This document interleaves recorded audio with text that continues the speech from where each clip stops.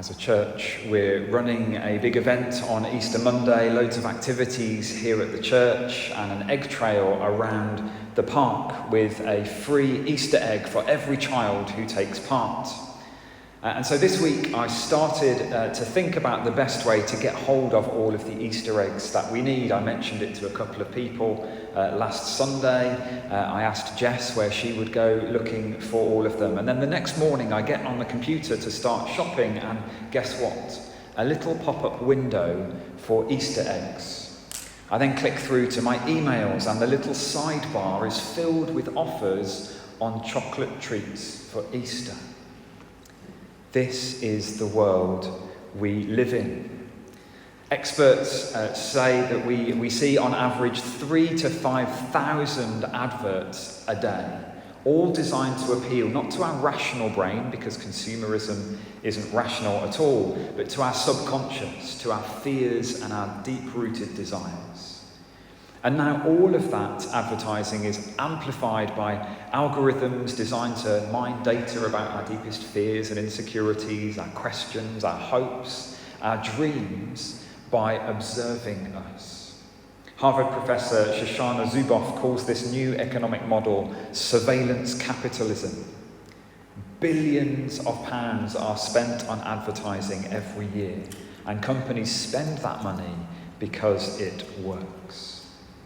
But even before our era of digital manipulation, the human heart has long been prone to the myth of more.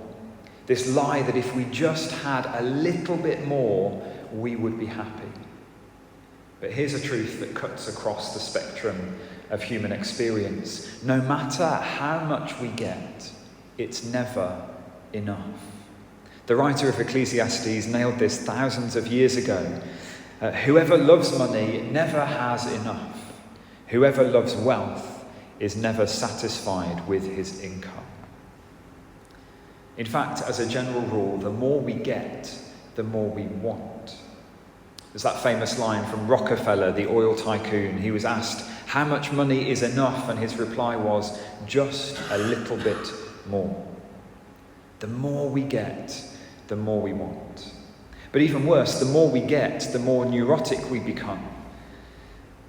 And so this is the kind of counterintuitive insight of Jesus, that we think money will make us happy, but often not only does it not make us happy, it often makes us less happy, more anxious, distracted, discontented, lonely, and so on.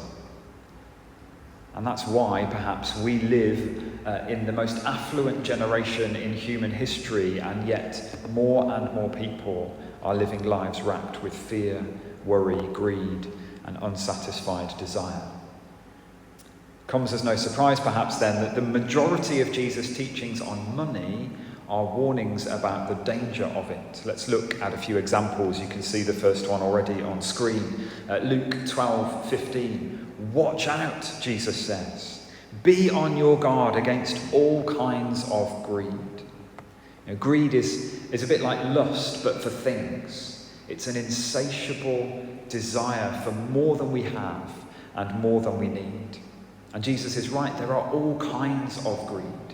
We're all vulnerable to some version of greed.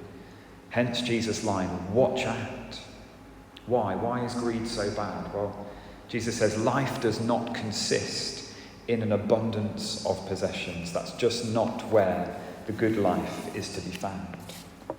But not only is wealth dangerous, listen to this next one in Mark 4:18 and 19. Jesus says, some people, like seed sown among thorns, hear the word, but the worries of this life, the deceitfulness of wealth, and the desires for other things come in and choke the word, making it unfruitful.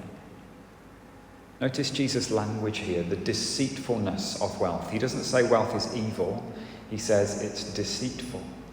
Why? Because it promises what it cannot give: happiness, contentment, identity, a kind of felt sense of safety and security. And we fall for the lie again and again. And yet wealth is often the thing keeping us from the good life. Here's Matthew 19:23 and 24. Jesus says, truly I tell you, it is hard for someone who is rich to enter the kingdom of heaven. Again, I tell you, notice he has to say this twice. It's easier for a camel to go through the eye of a needle than for someone who is rich to enter the kingdom of God. And so here in Jesus' teaching, wealth is an obstacle to the good life rather than being a way to it. It's possible, yes, to follow Jesus into the kingdom and carry wealth with you, but it is very hard to do. And of course, all of us want to believe that we are the exception to the rule. Sure, most people couldn't do that, but I reckon I can. But Jesus' warning is haunting, that financial success can be equal to spiritual failure. It's an idea you rarely hear in our culture, but it is an obvious conclusion from Jesus' teaching. Which is probably why the weight of that teaching that Jesus gives on money is a warning against greed. But the weird thing about greed is very few of us think of ourselves as greedy. We might much more readily own up to all sorts of other things, but very rarely would somebody admit to being greedy. Yet we live in one of the most greedy, materialistic cultures in history. And I wonder whether the danger is that we're like the proverbial frog in the water that's being boiled. We don't realise what it is doing to our soul. So is there a practice from the way of Jesus to set our heart free from greed and form us into people who are deeply happy and at peace with what we have? Well, we're doing a practice series on generosity, so you're going to guess the answer is yes, and it's generosity. Luke 11:39, Jesus says to the Pharisees, "You Pharisees clean the outside of the cup and dish, but inside you're full of greed and wickedness." Now, wickedness is kind of a generic catch-all term, but greed is specific. So notice that the one specific sin Jesus calls out by name here is greed. And then he says this, "But now as for what is inside you, the greed that's in your heart, be generous to the poor and everything will be clean for you." Meaning, if there is an antidote to greed, it's generosity.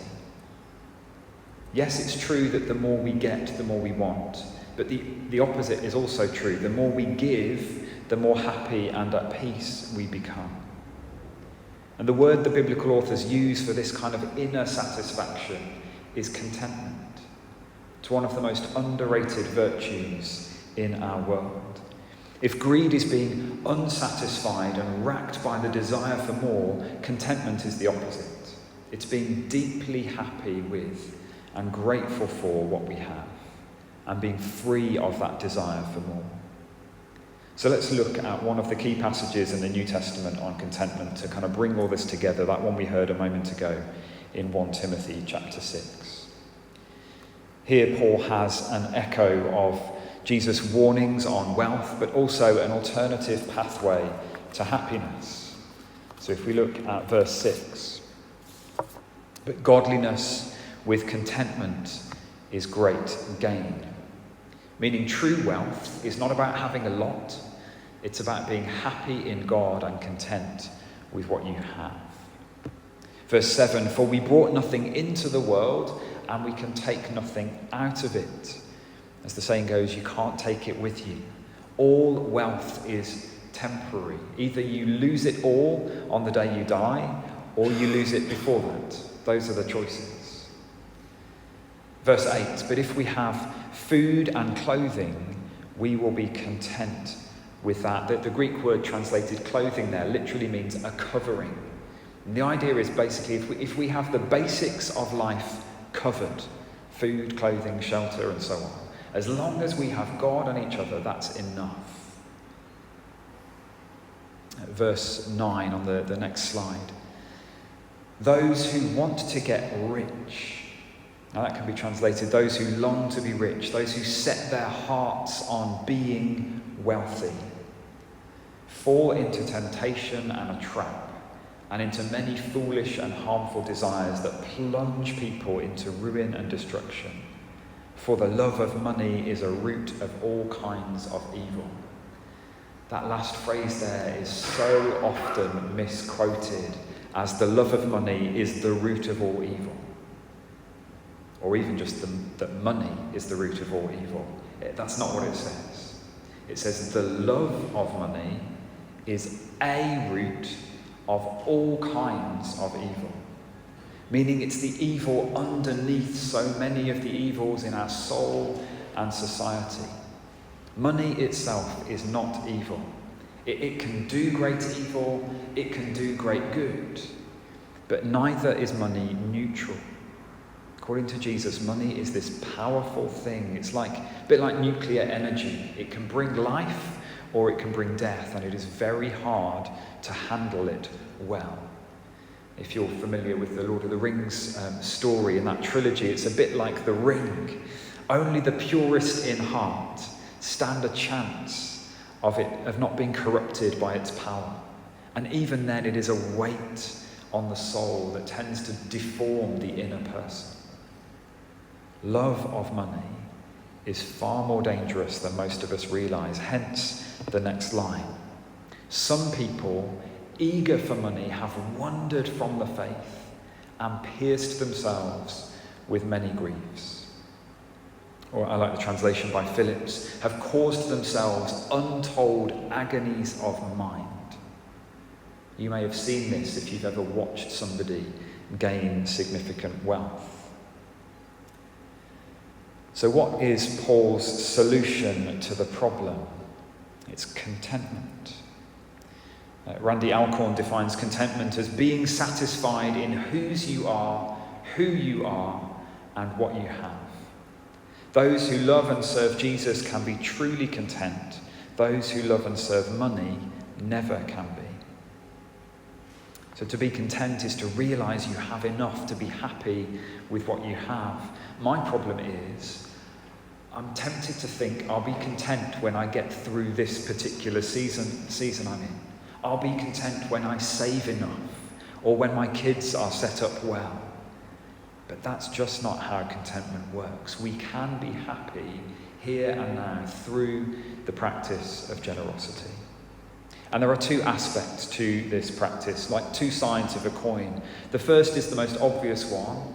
We give our resources away, which, as we'll cover next week, aren't really our resources in the first place, but God's. So we share them freely. Giving is God's antidote to greed. The more we give away, the less control money has over our heart. But the other side of generosity is to simplify our life, to edit it down to the essentials of what really matters. And both sides are crucial. As the great thinker G.K. Chesterton put it, there are two ways to get enough. One is to continue to accumulate more and more. The other is to desire less. In other words, there are two ways to be rich: earn more or want less. The second option is much, much easier. I'm just going to give you a moment to read there's a quote on the screen, I think. We're coming to that. The disciplined pursuit of less has come to be called simplicity or simple living. In secular language, people might talk about minimalism, which is not quite the same thing but has some overlap. And there is loads that we could say about simplicity. First off, simplicity is not the same as poverty. It's not about having nothing, it's about living with less. So this is not simplicity is not a Scandinavian style of decorating your house. It's not a Christian version of tidying up or Marie Kondo or whatever it is.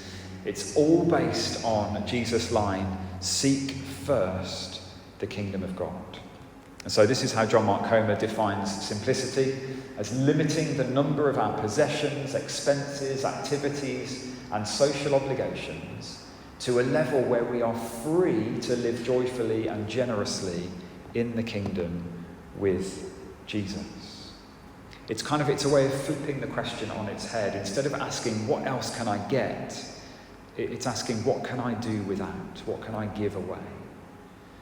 And this question only makes sense inside a worldview like that of Jesus, where there's more joy in giving than receiving. That's what we looked at last week.